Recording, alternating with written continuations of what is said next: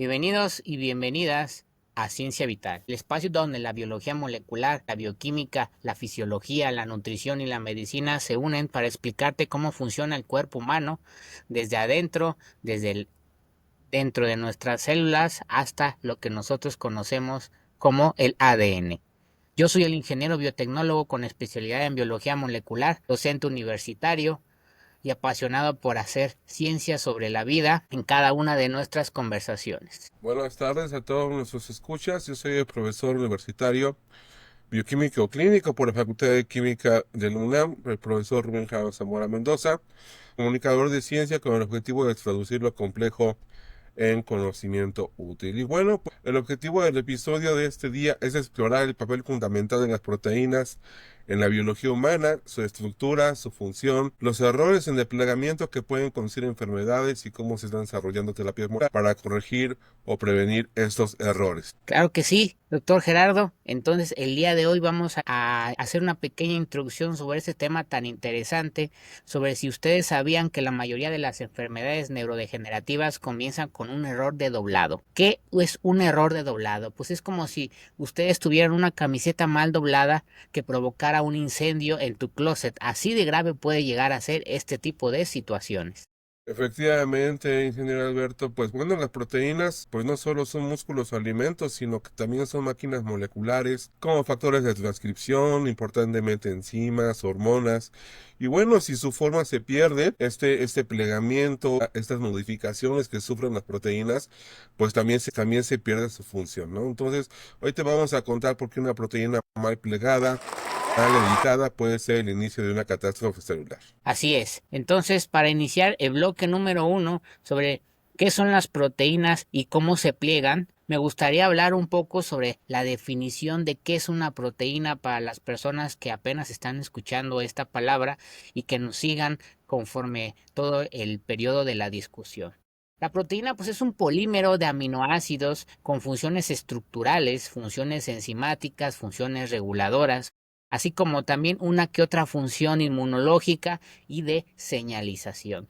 Como ustedes acaban de notar, tiene demasiados papeles importantes en el cómo funciona dentro de nuestros organismos, por lo cual es tan importante el hecho de todos los temas que hemos estado abordando a través del podcast que nosotros les traemos en esta gran aventura sobre todos los errores que pueden ocurrir cuando esta proteína llega a fallar, ¿no? Aquí vamos a tener diferentes niveles de organizaciones estructurales de una proteína. Ya les comentábamos en una de las clases pasadas, por ejemplo, la proteína de la hemoglobina, sobre cómo esta tiene diferentes subunidades, tanto alfas como betas, que son las encargadas de transportar los átomos de oxígeno. Pero bueno, vamos a dividir estos niveles de organizaciones en tres niveles, que van a ser principalmente la primaria, donde vamos a obtener una secuencia lineal de aminoácidos, la secundaria, en donde esta estructura va a contar con unos compartimientos de hélices alfas y láminas beta, que el ejemplo más común pues viene siendo la hemoglobina, ¿no? Pero también podemos hablar sobre la estructura terciaria, que esta es una estructura tridimensional. ¿A qué me refiero con tridimensional? Que tú la puedes ver lejos de un plano como tú lo podrías imaginar en una hoja en blanco. En el caso de la estructura primaria, la estructura terciaria, aquí ya estarían entrando mal los modelos de computadora que nosotros vemos, como el famoso capítulo de Los Simpson donde Homero entra en el área virtual. Pues prácticamente así es como lo vamos a tener presentado. Y por último, pero no menos importante, tenemos también una estructura muy específica que se les conoce como las estructuras cuaternares. Aquí voy con esta estructura cuaternaria. Aquí vamos a hablar un poco sobre el hecho del ensamblaje de múltiples cadenas. Aquí es cuando ya no solo tenemos una lámina alfa y una lámina beta, sino que vamos a tener más de una, y aquí vamos a presentarnos como tal esta estructura de cuatro tipos de subunidades que son las encargadas de conformar a toda esta proteína que nosotros vamos a estar tratando de explicar y que ustedes puedan llegar a un entendimiento de ese tipo de molécula. También podemos hablar un poco sobre las moléculas chaperonas moleculares. ¿A qué creen que les suenan chaperonas? Pues créanme que no es como el hecho de que ustedes llevaran a sus mamás los días de los eventos de graduación para bailar con ustedes. No, es simplemente son proteínas que ayudan al plegamiento correcto. Hagan en cuenta que son los supervisores que este tipo de proteínas estén realizando sus movimientos y se estén conformando de la manera correcta dependiendo de en qué tipo de estructura se van a estar encontrando, ¿no? Tenemos diferentes ejemplos como vienen siendo las HSP60, las HSP70, que este tipo de moléculas chaperonas que les acabo de mencionar evitan que las proteínas recién sintetizadas se lleguen a plegar mal o que se lleguen a aglomerar, que también es uno de los casos más complicados, ¿no, doctor Gerardo? Efectivamente, doctor, como bien usted dice, las proteínas tienen diferentes niveles de organización. Quiero puntualizar algo aquí de las proteínas chaperonas, como usted ha mencionado. Estas proteínas chaperonas se llaman HCP porque viene del inglés de choque térmico, proteínas de choque térmico, head shock proteins, ¿no? Y bueno, pues es una serie de proteínas que vigilan que las proteínas sintetizadas, pues como usted bien comenta, ingeniero Alberto, estén bien plegadas y por lo tanto estén cumpliendo su función. Entonces aquí tenemos dos funciones de las chaperonas. Una es rescatar a la proteína en cuanto a replegarla, a resintetizar algunos aminoácidos, o de plano ya es marcarla para que se vaya a reciclaje, ¿no? Entonces, esas proteínas chaperonas son muy importantes. Curiosamente, la ausencia de estas proteínas o el mal funcionamiento de estas proteínas, pues como usted bien menciona, ingeniero Alberto, traen consecuencias importantes. Pero bueno, vamos a hablar de una analogía que es doblar una hoja de origami, ¿no? Ustedes han jugado este juego japonés de crear figuras con hojas de papel, ¿no? Creamos barquitos, creamos cisnes, ¿no? Son muy variadas las formas. Bueno, igualmente, si se dobla mal desde el principio, estos dobleces, pues el resultado nunca va a ser lo esperado, ¿no? Y bueno, pues en nuestro segundo bloque vamos a hablar acerca de las enfermedades por mal plegamiento, en este caso proteico, apuntando también que el plegamiento pues es una edición post-traduccional. ¿Qué quiere decir? Que la proteína ya se tradujo, ya nació de la secuencia de aminoácidos y de la secuencia de nucleótidos y ahora va a cumplir una función. Pero bueno, aquí hay algo puntualizar que les decimos siempre a los alumnos que la proteína nace prácticamente virgen, ¿no? En inglés se llama naive. Naive significa que es una proteína inocente, todavía no sabe a qué se va a dedicar y para que el organismo le diga a qué se va a dedicar, necesita ciertos plegamientos con respecto a la secuencia de aminoácidos muy importantes, pero también necesita, vamos a hablar seguramente a lo largo de la transmisión, de las modificaciones posttraduccionales que semejantemente son iguales que las histonas. ¿Se acuerdan de las histonas? Las etilaciones, metilaciones, fosforilaciones. Bueno, las proteínas sufren esas modificaciones posttraduccionales. Entonces, junto con el mal plegamiento y las modificaciones que no se dan en esas proteínas, pues llevan a enfermedad. Entonces, cuando una proteína no se pliega bien, pues su estructura va a cambiar y con eso también su función, ¿no? Entonces, bueno, pues algunas simplemente dejan de funcionar, ¿no? Por ejemplo, algunas enzimas pues dejan de funcionar o funcionan a capacidad media, lo cual conlleva que el evento celular al cual están dirigidas, pues ya no se cumpla con la normatividad completa y causa enfermedad. Y bueno, pues otras forman de agregados tóxicos, como por ejemplo este ejemplo que es el Alzheimer, ¿no? Entonces todo el mundo aquí ha oído hablar del Alzheimer, que es una enfermedad neurodegenerativa, ¿no? Que fue descubierta y descrita por el doctor Alois Alzheimer, ¿no? Que lleva, en este caso, su nombre. Y bueno, como tal, las modificaciones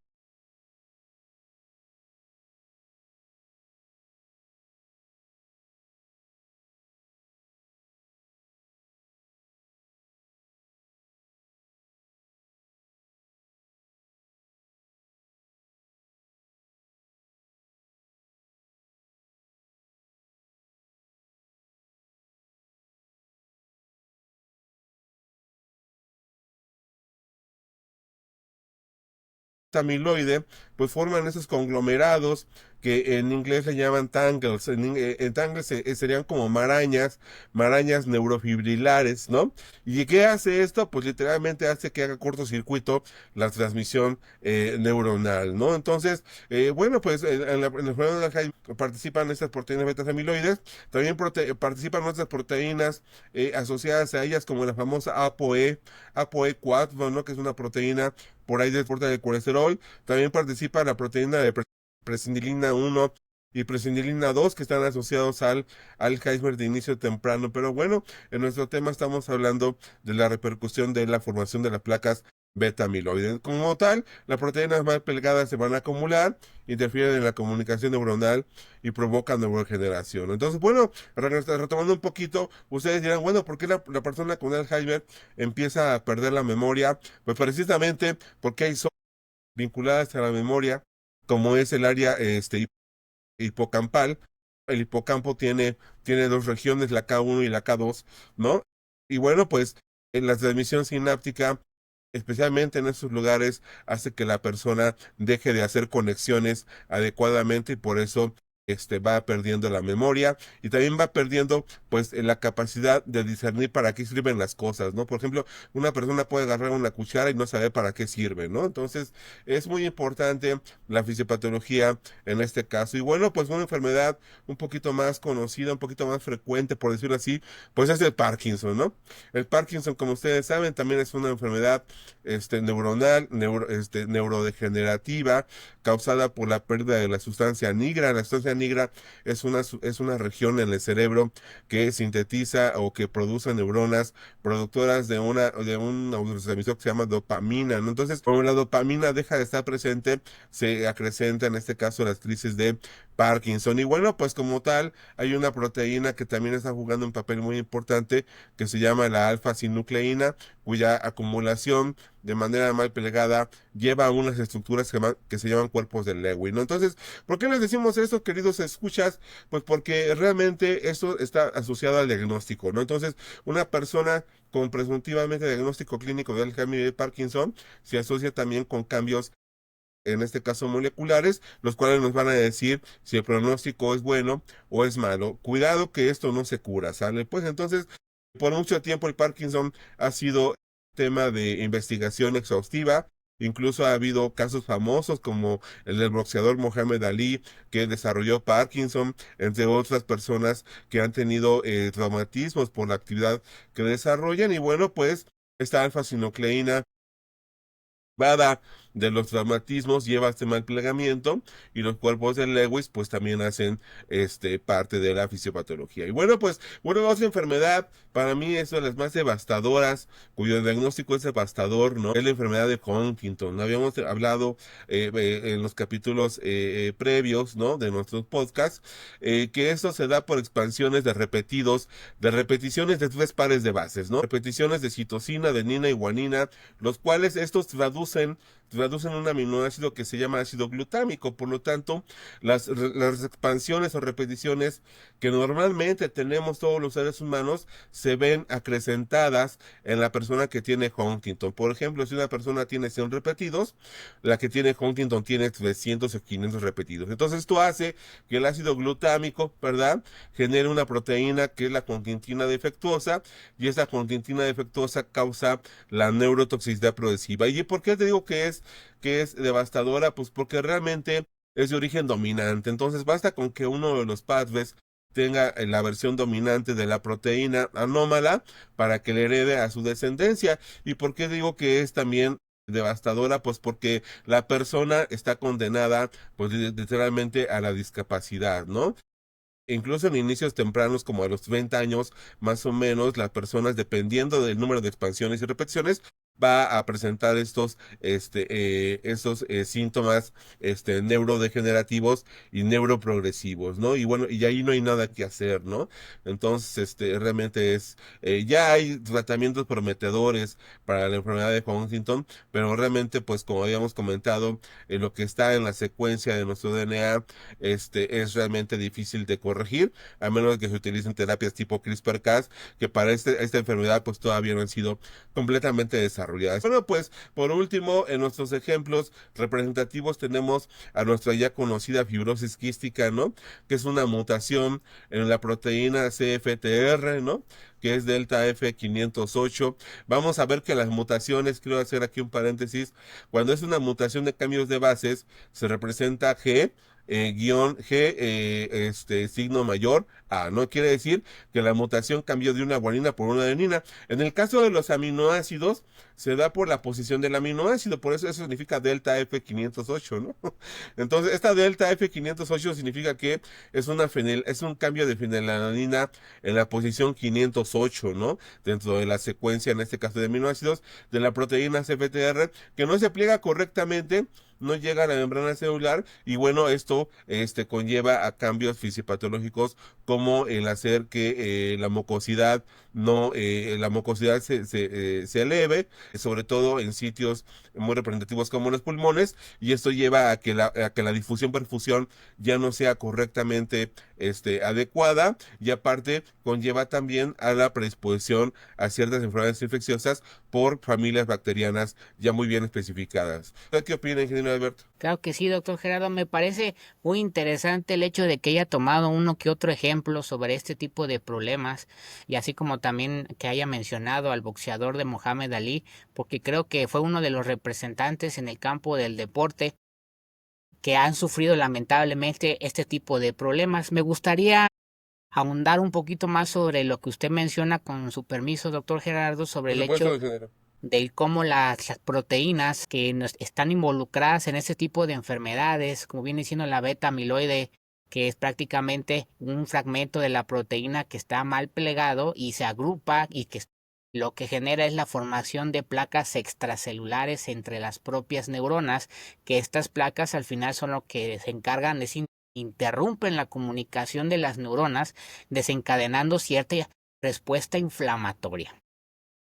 Por eso es que las personas pues empiezan a perder uno que otro recuerdo muy importante cuando se encuentran con esta enfermedad, porque cuando tú quieres hacer el trabajo de recordar justamente hay cierto bloqueo. Hagan de cuenta que se desconectan como tal el circuito de la placa madre que tiene almacenado todo este tipo de información. En el caso de la proteína de la tau que usted menciona es muy importante porque es la encargada de estabilizar los microtúbulos desde dentro de las neuronas, ¿no?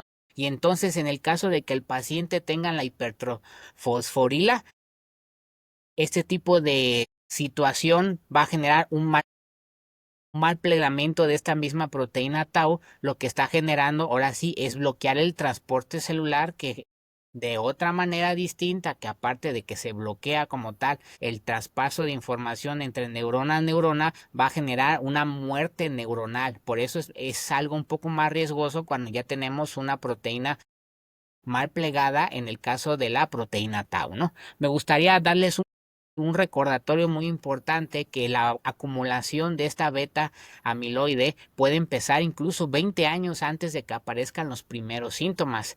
¿Por qué? Porque aquí nosotros vamos a ver que esto es algo que es neurodegenerativo. Pero ¿a qué me voy con neurodegenerativo? Que es un proceso que va pasando por un periodo prolongado de tiempo. Actualmente existen diferentes pruebas, como viene siendo la prueba LCR, que es el líquido cefalorraquídeo, y una que otra tomografía PET para detectar estas proteínas anómalas para poder proponer un diagnóstico temprano, así como también uno que otro tratamiento experimental que busca pues eliminar las placas que se acumulan por esta proteína mal plegada, ¿no? Y así es como todas las enfermedades que les mencionó el doctor Gerardo, como viene siendo el Alzheimer, el Parkinson, la enfermedad de Huntington, la fibrosis quística, tienen un nombre en común que se les conocen como las proteinopatías. ¿Por qué? Porque es prácticamente todas tienen un mismo origen molecular, es el hecho de que tengan la proteína mal plegada. Imagínense que tenemos una herramienta mal hecha en una fábrica y entonces por esta Por este pequeño error de esta herramienta dentro de nuestra fábrica va a atascar toda la línea de producción y lo que va a generar esto es una cascada de errores masiva, ¿no? Así es como se está desarrollando este tipo de cuestiones. También me gustaría mencionar otro de los representantes de estas proteínas mal plegadas. Doctor Gerardo, no sé qué opina usted que hablemos un poco sobre la esclerosis lateral amiotrófica, que es literalmente una degeneración proteína progresiva de las neuronas motoras. ¿Quién fue su representante como tal? Pues tenemos al hecho de que uno de las mentes más brillantes del siglo XX, que viene siendo Stephen Hawking, del siglo XXI, con la esclerosis lateral amiotrófica, la famosa GILA, que es prácticamente cuando esta proteína tiene un mal plegamiento dentro de las TDP43. Aunque no es el Alzheimer, es una enfermedad que está relacionada con ese tipo de mal plegamiento y nosotros ya después supimos que esta persona sí pudo vivir mucho tiempo, pero prácticamente con una progresión que sí le afectó a la calidad de vida. También tenemos uno que otro presidente de Estados Unidos como representante que llegó a presentar la enfermedad del Alzheimer, como Ronald Reagan, que fue el expresidente de Estados Unidos en 1981 a 1989, y su diagnóstico, imagínense, fue prácticamente hasta 1994, el año que yo nací, en donde ya la gente podía visualmente detectar que se le estaba olvidando una que otra cosa por el cómo él reaccionaba en ciertas situaciones.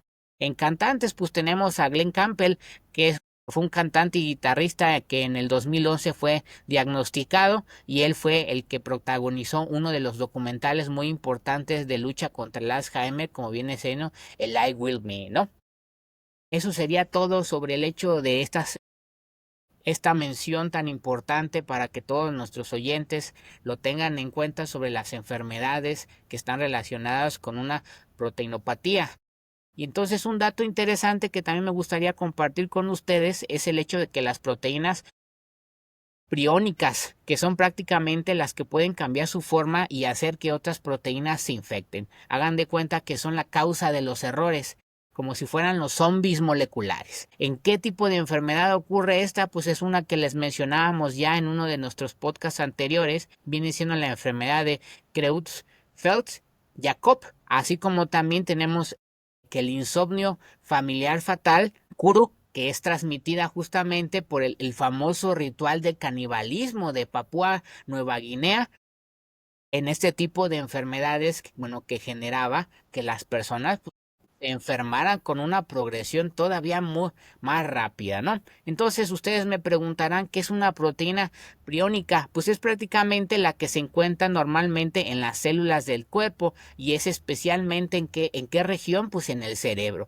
y que en su forma normal no les va a causar ningún tipo de daño o anomalía, pero cuando nosotros la tenemos infectada o con un problema justamente durante sus funciones, pues puede transformarse en una forma normal que va a generar todas las enfermedades neurodegenerativas. A lo largo de los años, pues tenemos el cómo hemos encontrado este tipo de diagnósticos a partir de las pruebas genéticas que les acabamos de mencionar anteriormente. De forma sencilla, pues es cuando nosotros tenemos una hoja mal doblada de forma normal que va a perder su función y además empieza a generar que tú estés generando un mal doblamiento en otras hojas.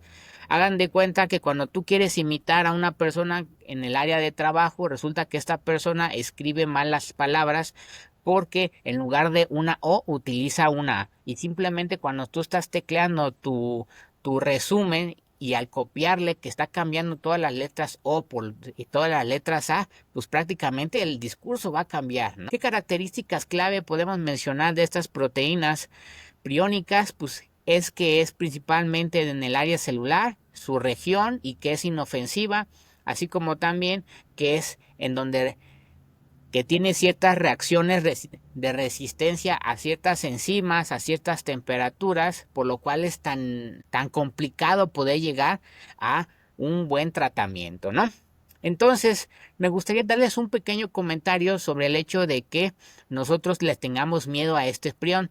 Recuerden que el prión es como una mala influencia en un salón de clases, ¿no? Uno empieza a comportarse mal, entonces La gente que nos ve como personas que somos interesantes nos va a empezar a imitar y entonces sin hacer nada más yo logro que todo el salón se va a generar que se porte mal y entonces de esa manera vamos a tener el famoso dicho de la manzana podrida va a infectar a todos los estudiantes, ¿verdad? ¿Por qué? Porque es algo que yo no puedo controlar en ese tipo de situaciones. Yo creo que sería todo por la parte del bloque número 2 en la cuestión de una explicación un poco más concreta con ejemplos verídicos y me gustaría darle la palabra al doctor Gerardo para iniciar con la parte de los mecanismos celulares de control de la calidad dentro de las proteínas.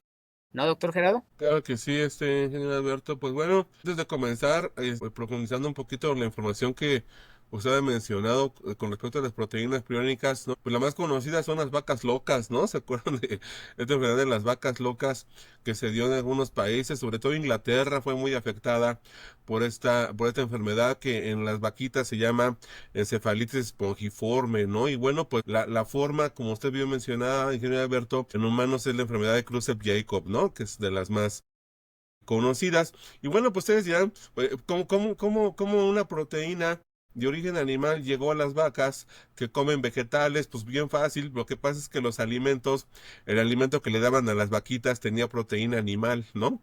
Y esta proteína animal, como usted mencionaba el ingeniero Alberto, pues era una proteína mal plegada que infectó e hizo que las proteínas de la vaquita pues cambiaran de forma y causaran la enfermedad, ¿no? Y bueno, pues ¿qué pasa si nos comemos esa vaquita y principalmente el cerebro? Pues también nos infectamos, o si nos infectamos o nos hacemos con la proteína, en este caso priónica, ¿no? Y bueno, con respecto al Parkinson, como bien mencionaba el ingeniero Alberto, hay muchos casos representativos, Michael J. Fox, ¿no?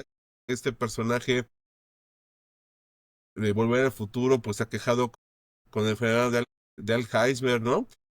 Perdón, de Parkinson, de Parkinson, otros artistas conocidos con esclerosis múltiple, etcétera, que pues obviamente han tenido problemas derivados de las alteraciones en las proteínas. Pero bueno, vámonos a nuestro bloque 3, mecanismos celulares de control de calidad. Y bueno, pues como les había comentado anteriormente, también el ingeniero Alberto, la presencia de las proteínas de choque térmico, las heat shock proteins, pues también actúan como policías, ¿no? Actúan como policías moleculares que detectan y degradan proteínas defectuosas, ¿no? Entonces, cuando la proteína no cumple su función por ciertos trastornos en desplegamiento, porque no ha sido modificada adecuadamente, porque su secuencia fue producto de una mutación y ya no tiene la función necesaria, pues se va a degradación, ¿no? Entonces, uno de los mecanismos claves para deshacernos de las proteínas anómalas es el famoso proteasoma, ¿no? Entonces, dentro de las modificaciones posttraduccionales que se hacen, sobre todo vinculadas a las proteínas chaperonas, está un mecanismo que se llama ubiquitinación. ¿Qué es ubiquitinación? Pues lo que pasa es que se meten grupos funcionales de ubiquitina, ¿no?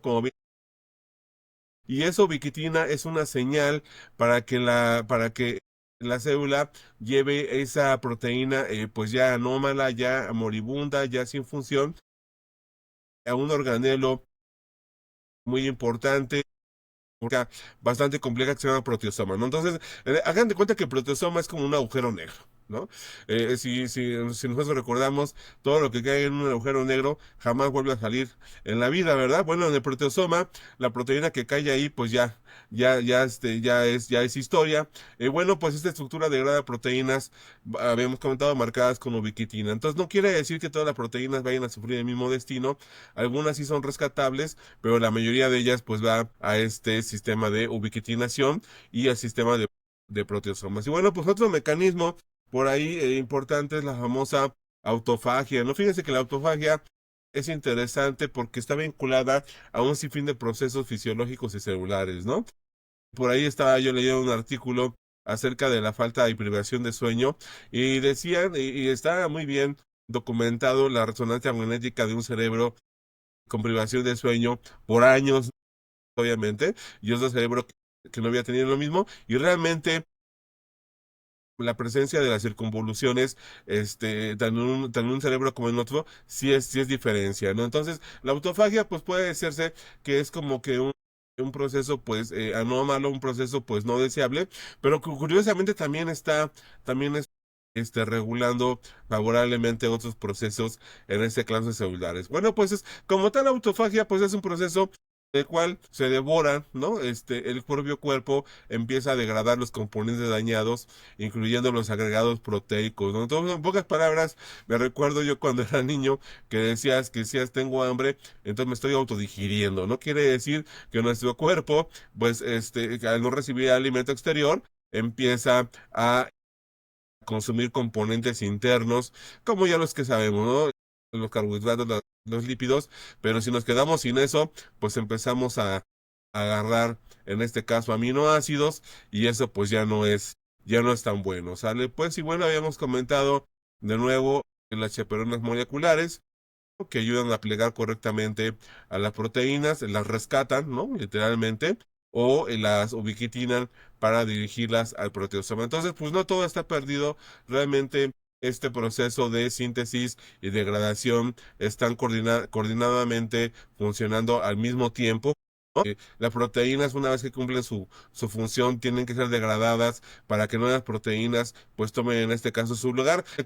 Pero en el caso de las enfermedades, este proceso de equilibrio pues se ve alterado, y hay enfermedades donde hay degradación masiva de proteínas, lo cual hace que la falta de función de esta pues dé origen, en este caso, al cuadro patológico. ¿Usted qué opina, ingeniero Alberto? Claro que sí, doctor. Me gustaría un poco ahondar sobre los dos mecanismos que usted menciona muy importantes en nuestro cuerpo, que vienen siendo el proteosoma y la autofagia, ya que son los mecanismos celulares fundamentales para mantener el equilibrio de las proteínas en nuestras células.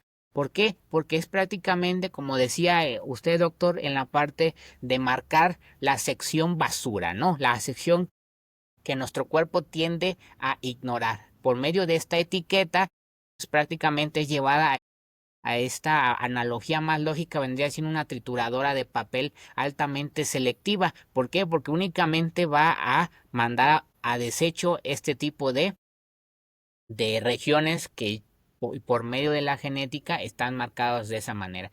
¿Cuál es la importancia clínica que me gustaría mencionarles con ustedes? Es que ya hay inhibidores del protosoma, como viene siendo en el área farmacológica, como es el bortezomib, que es un tratamiento que se utiliza para la enfermedad del mieloma múltiple, que es uno de los tipos de cáncer. Y en el caso de la autofagia, me gustaría mencionar que la palabra se los está intentando explicar ustedes mismos, que es autocomerse, ¿no? Que es un proceso por la cual la célula se va a reciclar a sí misma, especialmente en condiciones de estrés, ayuno o daño celular. Una analogía pues vendría siendo, imagínense, el cómo la autofagia es una lonchera ecológica que se va a reutilizar lo que ya no sirve para mantener a nuestras células vivas y de una manera eficiente. ¿Qué tipo de importancia clínica tiene este mecanismo de la autofagia? Pues es para, en el caso de que tengamos enfermedades alteradas, lo que este mecanismo se encuentra alterado cuando tenemos Alzheimer y Parkinson, donde estas proteínas tóxicas no se pueden destruir, sino que se van acumulando. Y en el caso de uno que otro enfermedades virales que interfieren con el sistema, como bien acertadamente les menciona el doctor Gerardo, la de las enfermedades de las vacas locas. ¿Por qué es tan interesante esto? Porque muchas veces uno quiere bajar de peso utilizando diferentes tipos de mecanismos como relacionados con el ayuno, ¿no? El famoso ayuno prolongado. Ojo, porque recuerden que cuando tú tienes trabajando a tu cuerpo, aun cuando no estés realizando actividades físicas y no le estás suministrando alimentos para que esté funcionando, pues vamos a generar un daño todavía mayor.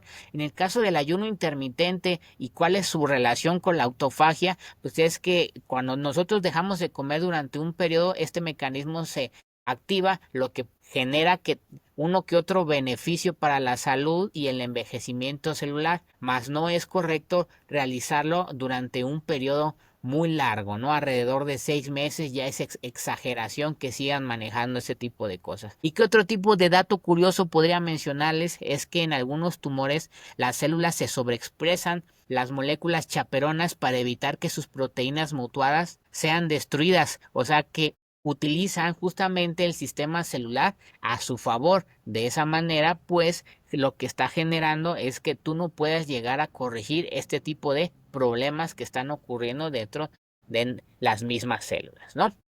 Entonces, también me gustaría mencionarles la parte sobre cómo nuestras células son unas pequeñas fábricas, que eso siempre se los he mencionado a los muchachos en las clases, y que estas mismas fábricas tienen su propio sistema de control de calidad, que es el encargado de destruir las piezas mal hechas antes de que lleguen al mercado. ¿Qué es lo que pasa muchas veces? Que estas piezas burlan el sistema de seguridad por uno que otro soborno o algo por el estilo, y entonces pues al final sí entran al mercado, y lo mismo pasa con nuestras células. Uno que otro supervisor, que son todos los mecanismos que les acaba de compartir el doctor Gerardo, suele fallar en algún momento, y pues al final termina contaminando el funcionamiento de todas las proteínas que estaban sanas en ese momento, ¿no? Entonces aquí entraríamos a la parte del bloque número 4 sobre los avances terapéuticos y la medicina de precisión. Ojo, aquí vamos a hablar sobre cómo la medicina de precisión te da el futuro y está relacionado con lo que hemos hablado en las clases pasadas sobre la famosa medicina personalizada, ¿no? ¿Por qué? Porque ya es prácticamente, tú vas a seguir únicamente lo que a ti te sirva, y lo que a ti te sirva no le va a servir a otras 10, 100, 1000 personas, porque justamente tú vas a estar viviendo o vas a estar experimentando condiciones distintas a las demás personas, ¿no? Y entonces, para dar una pequeña definición sobre qué es la proteómica, pues es prácticamente todas las proteínas producidas por una célula, tejido u organismo en un momento dado, y es la clave para entender cómo funciona realmente el cuerpo más allá de nuestro ADN, ya que las proteínas son las que ejecutan las funciones celulares, en el caso de funciones enzimáticas, hormonales y una que otra receptor, como decía el doctor Gerardo, en el caso de el colesterol, enfermedades que están relacionadas con la acumulación justamente de ácidos grasos y lípidos. ¿Qué diagnósticos pueden estar relacionados con este tipo de situaciones? Pues son los famosos diagnósticos tempranos, como el ejemplo que les mencionaba al inicio, o incluso con el uso de biomarcadores específicos, biomarcadores proteicos, como vienen siendo los que ya en algún momento dado hablamos sobre el HER2, que es uno que otro de enfermedad con el cáncer, así como también en el caso de la medicina personalizada nos puede ayudar a un pronóstico y a un monitoreo continuo para evitar uno que otro problema que se llegue a complicar cuando ya pasa la parte de detección temprana, ¿no? Como vienen siendo las proteínas inflamadas en el caso de la interleucina 6, en enfermedades autoinmunes o una que otra terapia dirigida, como vienen siendo los diferentes tipos de cáncer. No sé qué opina, doctor Gerardo, sobre este tema de la medicina personalizada. No, pues sí, es un área de investigación emergente, ese tipo de moléculas, ¿no? Que ya se están creando con una especificidad mayor, ¿no? Una especificidad muy acertada, muy aguda, ¿no? Usted también mencionaba los biomarcadores en algunos cánceres, ¿no?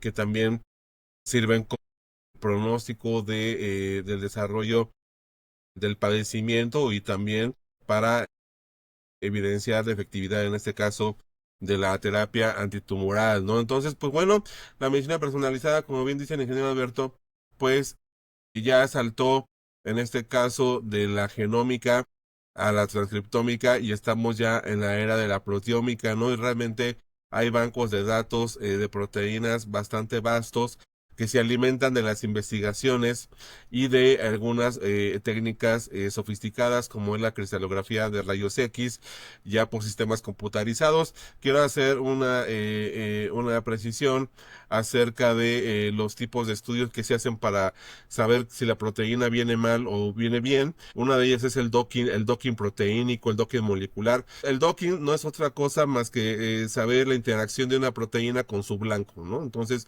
si una proteína proteína es un receptor y este receptor tiene un ligando y el receptor está mal plegado, como bien decía el ingeniero Alberto, pues obviamente el efecto celular o molecular ya no se va a llevar a cabo. Entonces, pues para estudiar las proteínas y su función, tanto estructural como ya en función como tal, pues tenemos varias técnicas, ¿no? También está la resona, después de de masas, ¿no? También nos permite ver eso. El Western Blot, ¿no? El famoso Western Blot, que ya es una técnica un tanto ya con sus años, pero pues sigue estando vigente, ¿no? Sigue estando vigente para el estudio de cómo ciertas proteínas o la presencia de ciertas proteínas están vinculadas a una enfermedad como tal. Entonces, bueno, el conocimiento del plegamiento proteico pues no solo explica enfermedades, también abre puertas a terapias innovadoras, como por ejemplo, ¿no? Habíamos comentado el diseño de proteínas artificiales para funciones, ¿no? Aquí ya estamos dentro del terreno de la famosa biología sintética, ¿no? Que empezamos ya con este tipo de enfoques más sofisticados, ¿no? Vacunas basadas en proteínas recombinantes.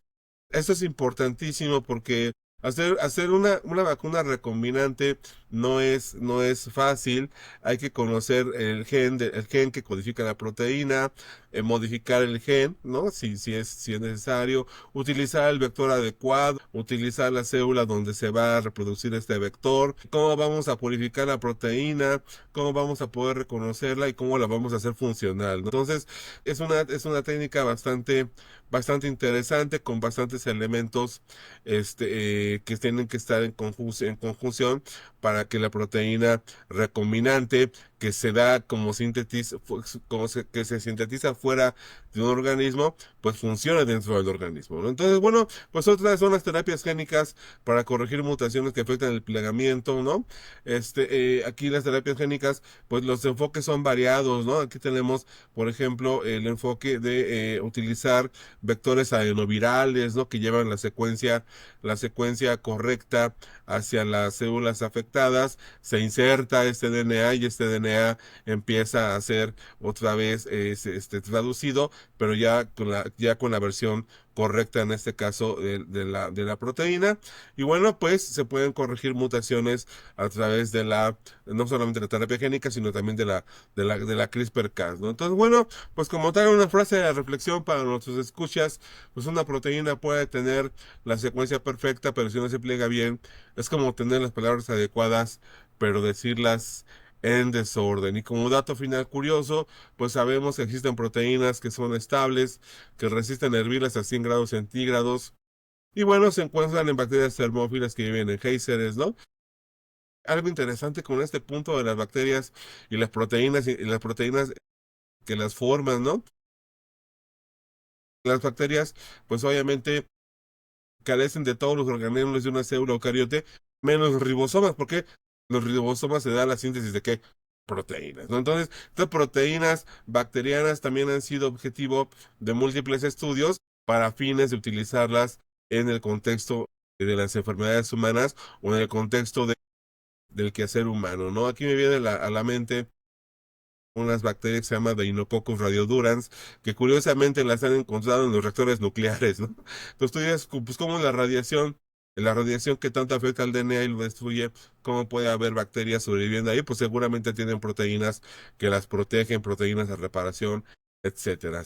Pues entonces, bueno, lo opuesto también existe proteínas humanas que se naturalizan solo con un pequeño cambio de pH. Nosotros, los seres humanos, somos muy frágiles, no somos muy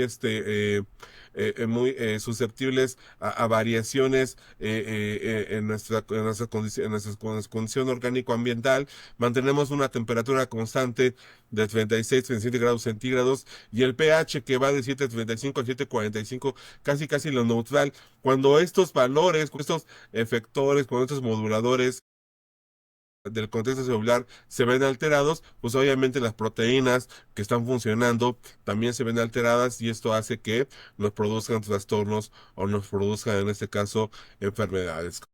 ¿Qué opina usted, ingeniero Alberto? Claro que sí, doctor, me parece muy acertado todo este tipo de terapias innovadoras que menciona, pero me gustaría ahondar un poquito más sobre el campo en donde estas terapias innovadoras que usted nos hizo el favor de explicar están presentes. Nosotros sabemos que tenemos la parte de la medicina preventiva, ¿no? Por medio de ciertos análisis genéticos vamos a hacer predicciones, como viene explicando su nombre, en donde vamos a tener los ejemplos más famosos con Angelina Jolie, que porque estas personas tenían riesgo a presentar el cáncer de mama o cáncer de ovario. ¿Por qué? Porque ellos por medio de herencia tenían una mutación en el gen BRK1 y BRK2.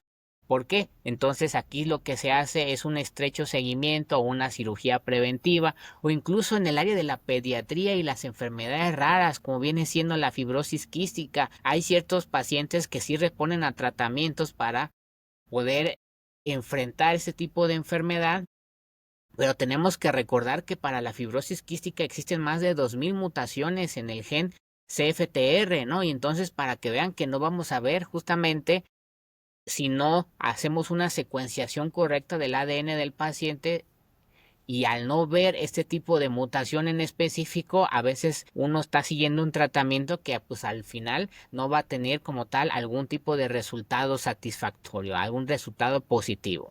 En el caso del síndrome de Rett, que es otro trastorno de neurodesarrollo, aquí estamos hablando sobre cómo se ha intentado estudiar una que otra terapia personalizada basadas en el gen MECP2, que es el encargado de regular la expresión genética para evitar que las personas lleguen a presentar este tipo de enfermedades. Incluso podemos hablar un poco sobre la neurología y la psiquiatría, el tomar uno que otro antidepresivo dependiendo de su eficacia y efectos secundarios, van a alterar como tal el metabolismo hepático de los genes encargados de presentar este tipo de situaciones. Algunos pacientes pues van a requerir una dosis de ajuste un poco más alta, un poco más baja, dependiendo de cuál sea el grado de cambio en el metabolismo encargado de regular esta sección de nuestro cuerpo, ¿no? O incluso en el área de la epilepsia podemos hablar que hay ciertos medicamentos como la carbamazepina, que es el medicamento encargado cuando los pacientes tienen una mutación en el gen SCN1A, ¿no? Y entonces, por último, me gustaría mencionar un poco sobre la nutriepigenómica, que es una de las áreas más nuevas que se ha empezado a tocar y que se ha empezado a tratar. Por ejemplo, al hablar un poco sobre los receptores mal plegados, nosotros sabemos que los receptores tipo APO son los encargados de que nuestro cuerpo reaccione en diferentes situaciones al ingerir ciertos alimentos, como viene siendo que tengamos polimorfismos en el ApoE. Estas personas pueden beneficiarse con dietas bajas en grasas saturadas, y lo que va a generar es reducir el riesgo a Alzheimer o a una que otra enfermedad cardiovascular. Entonces, por eso es tan importante que sepamos estas nuevas áreas, y más los futuros médicos, enfermeros, así como también nutriólogos que nos estén acompañando el día de hoy con este podcast. Me gustaría entrar a la sección de las figuras ilustres en la protómica, así como también en la medicina de precisión, mencionando a esta persona que se le conoce como Leroy Hood, que es un bioingeniero y pionero en la medicina de sistemas, que fue el encargado de inventar el secuenciador automático de ADN y uno de los fundadores del famoso concepto de la medicina P4. ¿A qué me refiero con la medicina P4? Las famosas P, las 4P, que es preventiva, personalizada, participativa y predilecta, ¿no? Entonces aquí es cuando nosotros sabemos que no únicamente el médico se va a encargar de querer arreglar algo que ya se hizo mal, sino que lo que necesitamos es prevenir que antes de que lleguen a aparecer este tipo de síntomas. Otro de las figuras clave vendría siendo Rodoy Borsalt, que fue un fundador en el campo de la proteómica funcional. Es el pionero en la espectrometría de masas aplicadas a proteínas, como bien mencionaba el doctor Gerardo, que es el encargado de codiseñar ciertas herramientas para análisis cuantitativo de las proteínas. No sé qué más le gustaría agregar sobre estas figuras ilustres, doctor Gerardo. Por supuesto que sí, ingeniero Alberto. Pues bueno, avances han sido bastantes. Cada uno de ellos ha contribuido con con el entendimiento de la dinámica de las proteínas, el plegamiento, ¿no? La termodinámica del plegamiento de las proteínas, la interacción de estas mismas proteínas a través de los programas informatizados. Y bueno, aquí tenemos a Jennifer Van Eek, que fue el líder en proteómica clínica desarrollando biomarcadores proteicos para enfermedades cardiovasculares, y este es realmente ya el beneficio de toda la investigación previa, ¿no? Esos biomarcadores proteicos, no solamente para enfermedades cardiovasculares, sino para muchas enfermedades que en su desarrollo pues llegan a tener presencias anómalas de ciertas proteínas. Voy a poner un ejemplo. Las citoqueratinas, por ejemplo, son un grupo de proteínas grandes, ¿no? Estas citoqueratinas son tejidos específicos, ¿no? Realmente hay citoqueratinas en pulmón, en hígado, en muchos contextos. ¿Cómo funciona como biomarcador cuando una citoqueratina que es de hígado se encuentra en pulmón? Eso ya no está bien, ¿eh? ¿Por qué? Porque quiere decir que la secuencia ya fue alterada y estas proteínas ya se encuentran fuera de sitio, y nos puede dar indicios de que hay una enfermedad en proceso. Otra personaje pues es Matthias Mann, descubridor del método CILAC, marcador isotópico de proteínas en cultivo celular, y contribuciones importantes a la proteómica cuantitativa y la espectrofotometría, en este caso de masas, ¿no? Y bueno, pues como habíamos comentado, este desarrollo de las ómicas, principalmente la proteómica, sigue en constante evolución, entendiendo no solamente la parte básica de estas moléculas, sino también la parte aplicativa, ya no tanto al diagnóstico, sino también al tratamiento y al pronóstico en enfermedades que antes no tenían, en este caso, alguna manera de poder revertirlas. No sé qué opinas. Claro que sí, doctor, yo creo que eso sería lo más importante. Nada más como dato curioso, me gustaría también comentarles a los oyentes de este podcast el día de hoy sobre cómo el proyecto del genoma humano que se finalizó en el 2003 costó $3,000 millones, y hoy una sola prueba genética básica cuesta menos de $100. Entonces, para que vean cómo ha ido aumentando la accesibilidad que tenemos justamente a estas nuevas metodologías y estos nuevos tratamientos, donde la medicina personalizada va a tratar de reducir ciertos efectos secundarios para aumentar la eficacia de los tratamientos y evitar los tratamientos inútiles. Y como también entrar a la sección del día de hoy de cierre y un pequeño resumen. No sé si le gustaría comenzar usted, doctor Gerardo, Claro sobre que sí, todo este tema. para los queridos podcast escuchantes, ¿no? Escuchantes. Bueno, lo que nos llevamos el día de hoy es que las proteínas son esenciales para la vida. Quiere decir que podemos prescindir incluso de lípidos y de carbohidratos, pero sin proteínas, pues jamás, ¿no? Son esenciales para la vida. Su estructura tridimensional determina su función, así como las modificaciones posttranscripcionales, así como el plegamiento de estas mismas. Con esto, los errores en el plegamiento pues causan enfermedades graves, ¿no?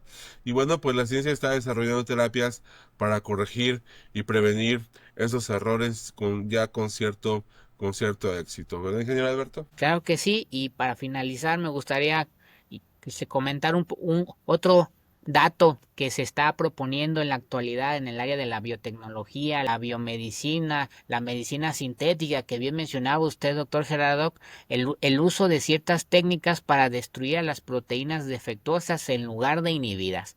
Ojo, este es algo muy nuevo que se está tratando de poder aterrizar y que no tenga uno que otro efecto secundario, porque recuerden que a veces es más sencilla la modificación que la destrucción como tal, porque muchas veces nosotros queremos atacar la parte que lamentablemente está fallando, pero como sabemos, las proteínas mal plegadas pues suelen echar a perder a las demás proteínas que sí están bien plegadas. ¿Cómo se llama este tratamiento? Pues son los famosos PROTAC, que se llama en inglés Proteolysis Targeting Chimeras, que es una de las fronteras más prometedoras en el área de la farmacología moderna. Entonces, muchachos, jóvenes y muchachas, y quienes nos estén escuchando, personas de todas partes del país, en la parte me gustaría que recuerden que la forma no solo sigue a la función de las proteínas, sino que la forma de las proteínas es la que crea.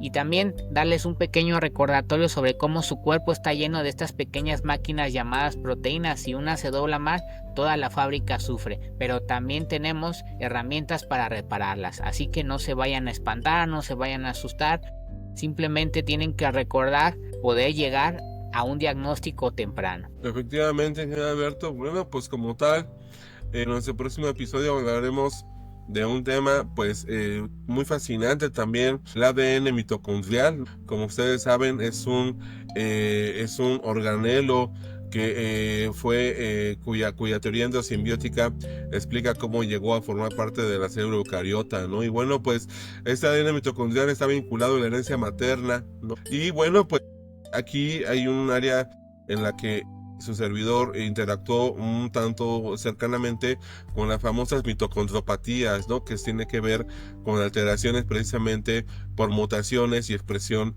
anómala de las proteínas y el ADN mitocondrial, ¿no? Que llevan a estas mitocondriopatías. Y bueno, pues esas enfermedades que se pasan por línea directa desde la mamá, ¿no? Entonces, como tal, la herencia materna, no quiero adelantarles mucho, pero si ustedes hacen un estudio de ancestría para saber quién fue su tatarabuela, pues el ADN mitocondrial es la molécula de elección. ¿Qué opina usted, ingeniero? Claro que sí, entonces esperemos que estén ustedes tan motivados para el podcast del día de mañana. Gracias por acompañarnos en otro viaje al interior de la célula.